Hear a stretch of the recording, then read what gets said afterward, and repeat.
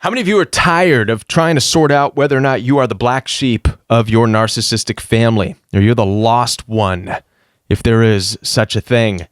How about this? We're going to look at it differently. You're not the black sheep, nor are you a lost one. You're simply different. Let's talk about this. My name is Kevin, and this is The Royal We. Before I continue, I want to let you know that I'm here for your support. Down in the description box, you'll find access for one-on-one appointments. In addition to that, I do have a 5-week program where I walk with you hand in hand every day for 5 weeks straight. If this sounds good to you, check the links down below. Now, we're talking about this idea of being the black sheep of the family, whatever that means, right? We'll get into a little bit of it here.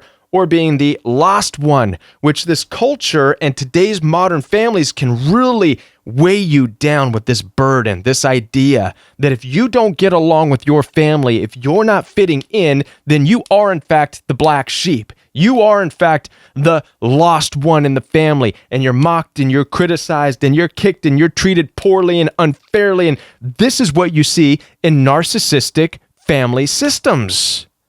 This is how they operate. This is what creates dysfunctional, toxic families. And not only that, but this can ruin, absolutely ruin your life if you allow it to. So let's back it up a little bit. Let's get rid of this idea of a black sheep. Let's get rid of this idea of the lost one. Let's look at the reality of what's going on in your dysfunctional family system full of narcissism. The reality is that you are different than the rest of your family. And now the real pain here in being different from your family is that you are now saying, well, what does that say about me if I'm not like them? I came from them. I came out of my mommy. I came from my daddy. What does it say about me if I'm not like them? It says just that, you're not like them. There is nothing ever in all the history of the world that says just because you come out of your mama, you're just like her. Just because you're the seed of your daddy means you're just like him. We have a culture, people are like, oh, I see your dad in you. I see your mom in you. Wrong. And maybe it's some of the physical attributes, but that's the extent of it. Listen, I got news for you right now. Guess what? Your mama didn't make you. Your daddy didn't make you. I know I was raised by a father. Many of you probably heard this too. I brought you into this world. I'll take you out. And wrong. Up to a certain age, sure. Right? But wrong. Listen, your parents didn't make you. If you get broken, they can't fix you. So how does it make any sense to say that they made you if they can't fix you if anything goes wrong? They didn't make you. Right? First and foremost thing to understand, your parents did not make you. They did not create you. It's all nonsense. Therefore, you're different than them. You're unique. You may carry some physical attributes, but you are spiritually, emotionally, mentally wired completely different. And now you struggle with this because our culture that we live in has created this idea and this concept that you can't, you've got to be the same like your family. And a lot of families have really run with that concept and idea. I mean, off the charts. You got families out there tattooing their names across their bellies and chests and backs, and they turn their families into gangs, which, okay, great, I get it. There's a lot of protection offered in there, but it doesn't do anything for the individuals, for the ones who think differently in the family, the creative ones, the ones who have different aspirations, the ones who dream differently. The gang mentality of a family does nothing but bury that. And that's probably what you've experienced. And in a culture that is really attacking individuality, which a lot of the Western world culture has started doing. They want to bury individuality. You can't be different. You can't be on your own. You can't think differently than the rest of us. We'll bury you. Which, by the way, there's nothing loving about that. What's loving about telling somebody you think differently? Well, let's punish you. It's called control. Don't mistake control for love. It's not. And sadly, a lot of families, a lot of narcissistic gang family systems have forfeited love. They get rid of love. They get rid of, let's encourage the youngins in our family to grow in their individuality, to grow in their understanding and their creativity. Let's forfeit that which is what love is, and let's instead rule and operate by control. And now, we're not going to get into the motives of why families do this. A lot of families do this out of fear. Certain family dynamics have experienced a lot of chaos and turmoil in their lives or whatever, and so they feel they have to operate in control to make sure that never happens again. And we can have compassion for that, but we don't have to live under that.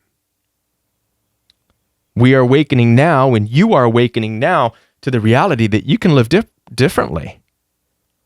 That there's room for individuality. And no, it doesn't mean you're the black sheep. It doesn't mean you're the lost one. It means you are stepping out as an individual into your calling, which means you can't be a part of that family system. You can't be a part of their rowdy ways.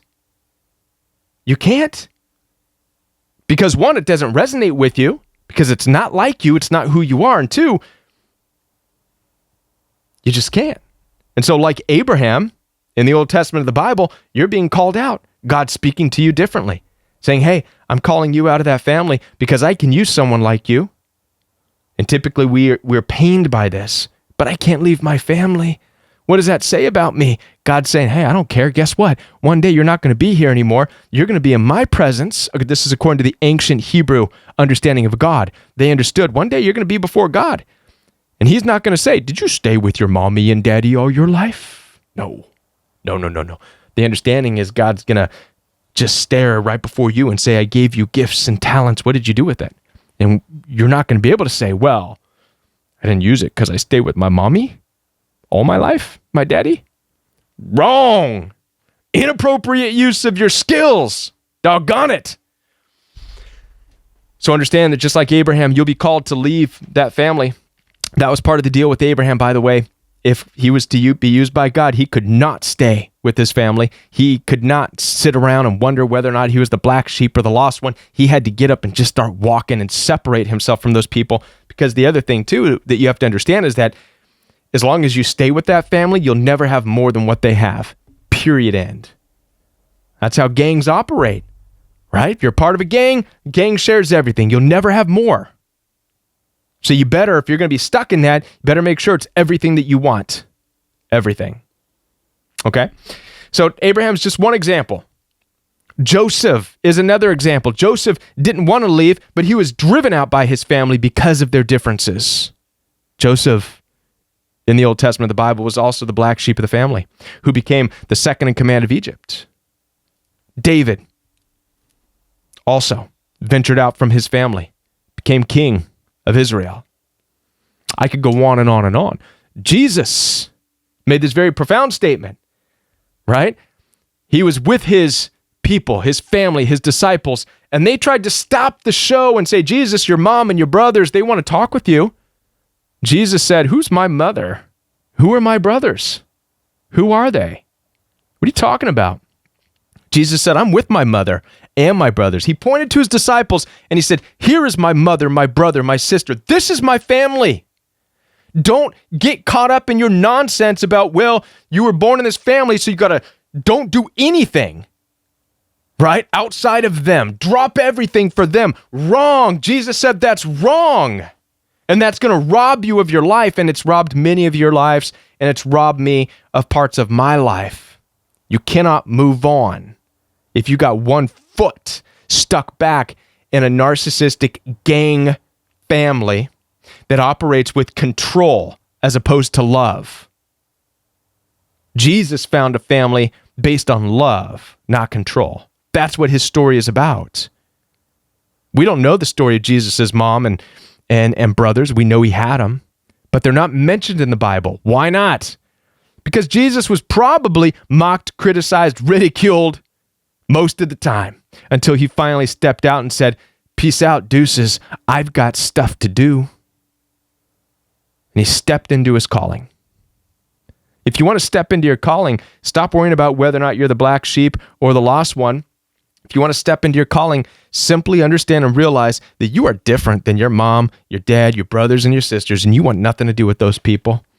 and face that narrative that you've always been given, that you've got to be a part of a family, or what's that say about you? It says you're an individual. And in a culture right now that wants to attack individuality, be the one to step out and say, I'll face it. I'll face individuality because I've got something, and I don't want what my gang of a narcissistic family has, because they ain't got nothing but a bunch of arguing, fighting, rowdy nonsense. I'm done with that. Step into your calling.